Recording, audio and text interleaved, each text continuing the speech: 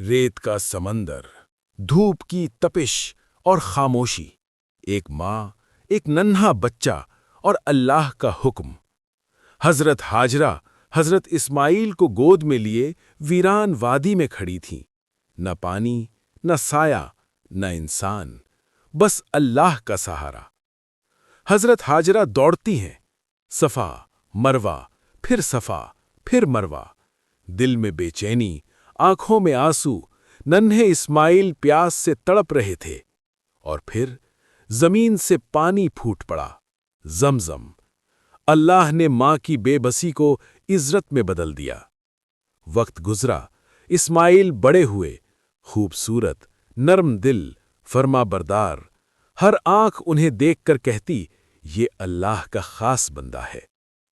ایک رات حضرت ابراہیم نے خواب دیکھا، بیٹے کو قربان کر رہے ہیں، ایک بار نہیں، دو بار نہیں، 3 بار۔ یہ خواب نہیں تھا، یہ حکم تھا۔ دل کانپ گیا، آنکھیں بھر آئیں، مگر زبان پر شکوہ نہیں آیا۔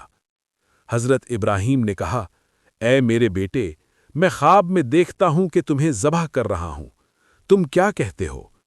سوال نہیں تھا، امتحان تھا۔ حضرت اسماعیل نے سر جھکایا، آنکھوں میں خوف نہیں، یقین تھا۔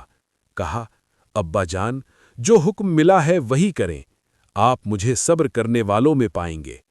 یہ جواب نہیں تھا، یہ تاریخ تھی۔ ریت پر لٹایا گیا، آنکھوں پر پٹی، گردن سامنے، چھری چلائی گئی، مگر چھری نہ چلی۔ اللہ نے روک دیا اور جنت سے دمبا بھیج دیا۔ آواز آئی، اے ابراہیم، تم نے خواب سچ کر دکھایا۔ یہ قربانی قبول ہو گئی تھی۔ آسمان خوش تھا، زمین گواہ تھی، اور تاریخ نے سر جھکا لیا تھا۔